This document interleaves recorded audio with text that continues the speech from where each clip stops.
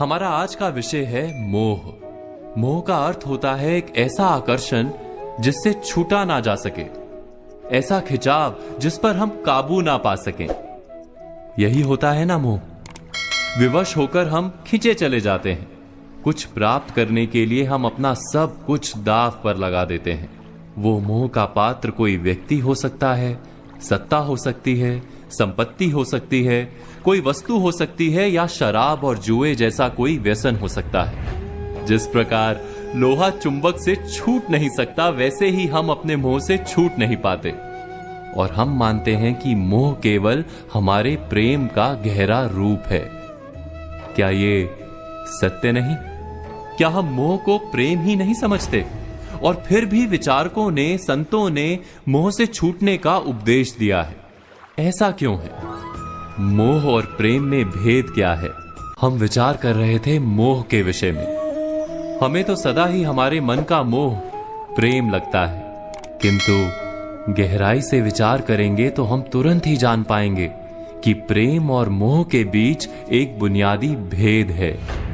प्रेम होता है तब हम किसी के सुख की इच्छा करते हैं, जब मोह होता है तब हम किसी के सुख की कामना करते हैं। बस इतना सोचने पर प्रेम और मोह का भेद तुरंत ही समझ में आ जाता है। किसी व्यक्ति के प्रति जब हमारे मन में प्रेम होता है तब हम उसे सुख देने का प्रयास करते हैं। उसके प्रति मोह होता है तब हम उसके माध्यम से स्वयं सुख प्राप्त करने का प्रयत्न करते हैं। क्या ये सत्य नहीं?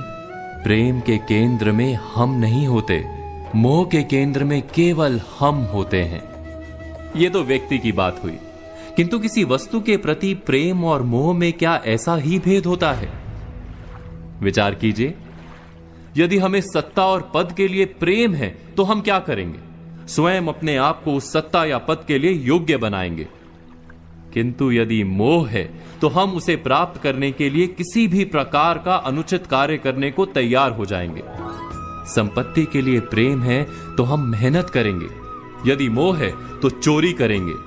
क्या ये सत्य नहीं? हम विचार कर रहे थे मोह के विषय में। जिस वस्तु या व्यक्ति के लिए हमें मोह होता है, हमारे सारे सुख का आधार हम उसे ही मान लेते हैं।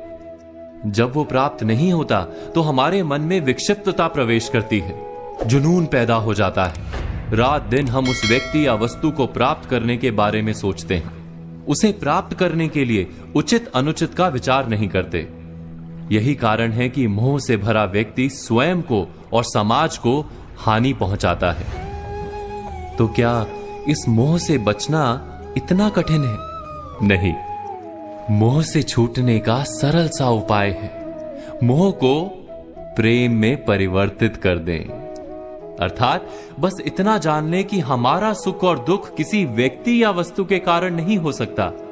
सुख और दुख ये तो हमारे अंतर का व्यापार है, हमारी आत्मा का स्वभाव है। जैसे ही हम किसी को अपने सुख का आधार मानना बंद करते हैं, क्या तुरंत ही हमारा पागलपन नहीं छूट जाता?